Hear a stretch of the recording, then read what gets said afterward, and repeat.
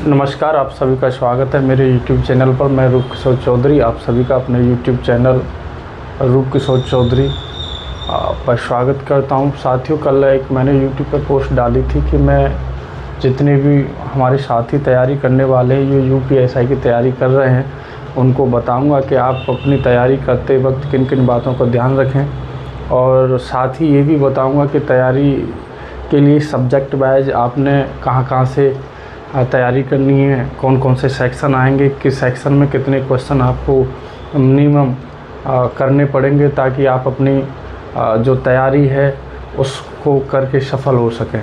तो आइए सबसे पहले मैं बताता हूं कि क्या करना है। जैसे कि आपने नोटिफिकेशन पढ़ा होगा, अप्लाई कर लिया है, तो उसमें आपको पता होगा कि इसमें UPSI 2025 के नोटिफिकेशन में टोटल 4543 पद हैं। टोटल 4543 पद हैं और 4242 सिविल पुलिस के हैं, CP के। ठीक है, अब जब आपने फॉर्म भर दिया है तो बात आती है तैयारी करने की। तो मैं बताता हूँ, इसमें साथ ही टोटल 160 क्वेश्चन आते हैं, 160 क्वेश्चन, और 4 सेक्शन आते हैं, 4 सेक्शंस इसमें टोटल बनते हैं तैयारी करते वक्त। इसमें सबसे पहले सेक्शन में आपका मान के चलिए हिंदी के 40 क्वेश्चन आएंगे। दूसरे सेक्शन में आप GK ओवरऑल कह सकते हैं, लेकिन केवल GK नहीं रहता है, इसमें मूल विधि, संविधान और भी बहुत सारे क्या नाम है अधिनियम एवं सारी चीज़ें आती हैं। तीसरे सेक्शन में आपका मैथ आता है और चौथे सेक्शन में आपकी रीजनिंग आती है। इन सभी का वेटेज इक्वल होता है। टोटल 40 क्वेश्चन आते हैं, टोटल 40 क्वेश्चन आते हैं। साथ ही आपको ध्यान ये रखना है तैयारी करते वक्त कि किसी भी पोर्शन को आपको तैयारी उसी मात्रा में करनी है कि आपकी पकड़ किस सब्जेक्ट पे अच्छी है। जिस सब्जेक्ट पे आपकी पकड़ अच्छी है उसमें आपको कोशिश करना है कि 40 के 40 आप सही कर पाएँ। दूसरा ये कि किसी भी सब्जेक्ट को नज़रअंदाज नहीं करना है, क्योंकि इसमें एक कंडीशन ये है कि अगर आप प्रत्येक सेक्शन में 35% से नीचे कम मार्क्स लाते हैं, 35% से कम, तो आपको क्वालिफाई कंसीडर नहीं किया जाएगा। अगर आपने 45% नहीं ला रहे हैं, 45% का मतलब होता है कि अगर 40 क्वेश्चन हैं, 35% लाने, तो मिनिमम 14 क्वेश्चन आपके सही होने चाहिए। मिनिमम 14 क्वेश्चन आपके सही होने चाहिए, तभी आपको कंसीडर किया जाएगा। हर सेक्शन में आपको 35% क्वालिफाई करना है और ओवरऑल 50% क्वालिफाई करना है। ओवरऑल कितना करना है? 50%। अगर आप ये टर्म एंड कंडीशन को क्वालिफाई नहीं कर रहे हैं तो आपको एग्ज़ाम में सफल नहीं माना जाएगा। आगे की प्रक्रिया के लिए आपको फॉरवर्ड नहीं किया जाएगा।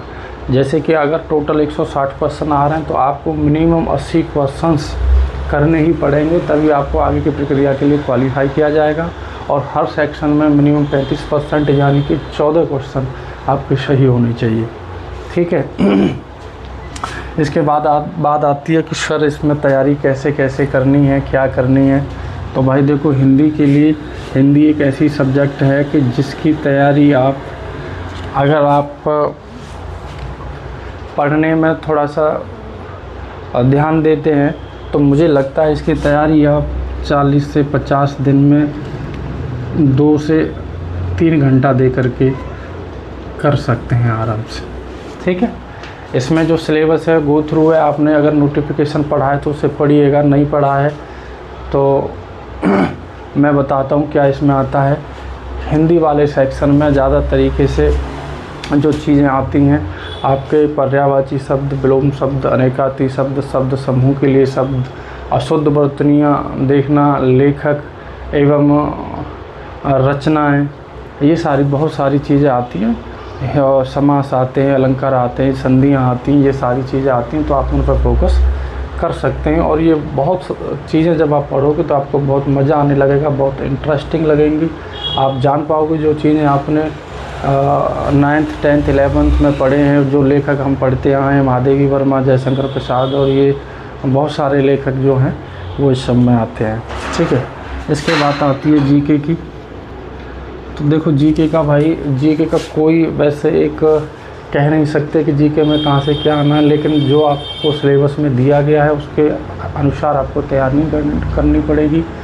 और जीके में जैसे इसमें बताया गया है कि संविधान आएगा, मूल विधि आएगा, और आता भी है, हमारे वाले जो पेपर था उसमें भी आया था। तो संविधान है, संविधान के आर्टिकल्स आप पढ़ लें। जैसे इसमें क्या नाम है, नोटिफिकेशन दिया गया तो उसमें बताया गया है कि क्या क्या आना है। जैसे मूल कर्तव्य आने हैं, मौलिक अधिकार आने हैं, संसद प्रणाली आनी है, और बहुत सारी चीज़ें जो मुझे अभी याद नहीं है। नोटिफिकेशन देख लें आप एक बार, या फिर मैं किसी दिन एक लॉन्ग वीडियो बनाऊंगा, मैं प्रिपरेशन भी आपकी कुछ चीज़ों की करवा दूंगा। जैसे मूल विधि में आपकी BNS आनी है, BNSS भी आनी है, RTI एक्ट भी आना है ना, RTI एक्ट 2005, तो और भी कई अधिनियम हैं जो इसमें आने हैं।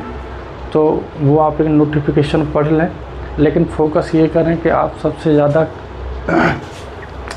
कोई भी एक अच्छा चैनल जो अध्यापक जो तैयारी कराते हैं उनमें जो तैयारी करा रहे हों, आप 1 या 1.5 घंटे सुबह जीके का लेक्चर करंट का लेते रहें, ताकि आपकी तैयारी इनहेंस होती रहे, आपको प्रेशर ना रहे, अधिक तैयारी करने का ये डर ना रहे कि हमारी जीके छूट रही है।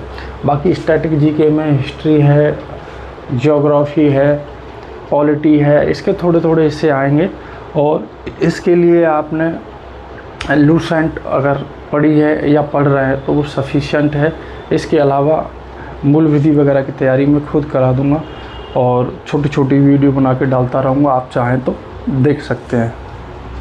इसके बाद आता है भाई मैथ। तो मैथ का भी उतना ही वेटेज है। इसके UPSI में मैंने देखा है कि मैथ वाले पोर्शन में जो गणितीय रीजनिंग होती है, जो नंबर्स वाली रीजनिंग होती है, उसके क्वेश्चन भी आपको 4 5 6 10 तक देखने को मिल जाएंगे, रीजनिंग टाइप के। ठीक है, वो होते मैथ वाले सेक्शन में, लेकिन लगेंगे कि रीजनिंग वाले हैं। तो इसमें जो सिलेबस है उसमें भी आप देख सकते हैं। Non technical exam, one day exam में मैथ वही है, UPSI में वही है जो आप SSC में देते आए होंगे, वही मैथ इसमें भी आएगा। SSC नॉन टेक्निकल जो होता है वो वाला मैथ इसमें आएगा। और जैसे सबसे महत्वपूर्ण होता है कि आप अपनी कैलकुलेशन पर ज़रूर ध्यान दीजिएगा, क्योंकि हमारे वाले जो पेपर 2020-21 में जो नोटिफिकेशन आया था उसके वाले एग्ज़ाम में जो क्वेश्चंस आए थे बहुत ज़्यादा टफ नहीं थे, और मैं तो ये कहूँगा कि बहुत क्वेश्चन इजी थे। बस उसमें अंतर ये था कि वो थोड़े से कॉम्प्लिकेटेड संख्या दे दी, मतलब नंबर्स बड़े बड़े दे गए थे, आपको सिर्फ नंबर से खेलना था। तो मैं आपसे ये कहूँगा सबसे पहले आपको नंबर सिस्टम पर ज़रूर ध्यान देना है, नंबर्स के साथ खेलना सीखना है। आपको अपनी कैलकुलेशन थोड़ी फास्ट करनी है, आपको जानना होगा कि नंबर्स को पहचानना सीखना होगा कि ये नंबर किससे डिविजिबल है, किससे नहीं। तो आप डिविजिबिलिटी ज़रूर पढ़ लें, आप डिजिटल सम ज़रूर पढ़ लें, ताकि आप नंबर को जल्दी से सॉल्व कर पाएँ। ठीक है, नंबर सिस्टम आएगा HCF, LCM, ratio, proportion, interest, compound interest, simple interest आएगा, परसेंटेज आएगी, और वेन डायग्राम वगैरह ये सारी चीज़ें इसमें आएंगी। तो वो आपने तैयारी करनी है, और उसके लिए भी आप किसी भी अच्छे टीचर से अगर पढ़ रहे हैं, आपने सेल्फ स्टडी करी है तो आराम से हो जाएगा। बहुत ज़्यादा कॉम्प्लिकेटेड नहीं आया था, अब के बारे में मैं नहीं कह सकता हूँ कि कैसा आएगा। इसके बाद में आपकी बारी आती है रीजनिंग की। तो रीजनिंग भी मेरे भाई बहुत ज़्यादा टफ सब्जेक्ट नहीं है, बहुत ज़्यादा टफ सब्जेक्ट नहीं है। आप एक बार सिलेबस को देख लें, और सिलेबस देख कर के तय करें कि ऐसा कौन सा चैप्टर है जो रीजनिंग में आपने अभी तक नहीं पढ़ा है, उस चैप्टर को ज़रूर पढ़ लें। क्योंकि रीजनिंग मुझे लगता है कि एक बार अगर कोई भी स्टूडेंट पढ़ लेता है तो फिर उसे ज़्यादा रीजनिंग में फोकस करने की ज़रूरत नहीं पड़ती है। ठीक है, तो रीजनिंग में ऐसा कोई चैप्टर जो आपने नहीं पढ़ा है एज पर नोटिफिकेशन, वो चैप्टर पे ध्यान दे लें, एक बार उसे समझ लें। और रीजनिंग भी बहुत ऐसा सब्जेक्ट है कि जो एक बार अगर स्टूडेंट पढ़ लेता है तो फिर उसे कोई परेशानी नहीं आता है। तो ये आपके 4 सब्जेक्ट का पोर्शंस था, ये हमने इसमें बात करी। सबसे महत्वपूर्ण ये है कि आप जब एग्ज़ाम दें तो ये ज़रूर ध्यान रखें कि हड़बड़ाएं नहीं, और ये जो परसेंटेज जो मैंने बताई है कि हर सेक्शन में मिनिमम 35% लाना अनिवार्य है, वो अपने माइंड में ज़रूर रखें। और ओवरऑल 50% आपको लाना है, ये भी अपने दिमाग में ज़रूर रखें, क्योंकि ऐसा ना हो कि किसी भी पोर्शन में आप 40 के 40 सॉल्व कर आए और किसी पोर्शन में मात्र 12 ही क्वेश्चन कर पाए, 13 ही क्वेश्चन कर पाए, जबकि मिनिमम अर्हता 14 क्वेश्चन करने की थी। तो ये बात आपने ज़रूर ध्यान देनी है। अपनी तैयारी को इस हिसाब से करना है कि आपकी तैयारी किसी भी एक छोटी सी गलती के कारण बेकार ना जाए। ठीक है साथियों, तो इन सब चीज़ों के बारे में हमने बात करी कि आपको क्या क्या ध्यान रखना है। दूसरी चीज़ ये कि मूल विधि के बारे में मैं खुद कोशिश करूँगा कि कल से आपको छोटे छोटे लेक्चर BNS से स्टार्ट करके आपको दिए जाएं और आप उसको समझ सकें। ठीक है, ज़्यादा डीपली क्वेश्चंस नहीं आते, केवल सेक्शंस आते हैं कि सेक्शन 45 BNS में, 46 BNS में क्या है, 47 में क्या है। चलो खैर, अब जब आगे मैं वीडियो डालूँगा तो उसमें बताऊँगा कि कौन से सेक्शन में क्या है। आज के लिए इतना ही, बहुत बहुत धन्यवाद, थैंक यू।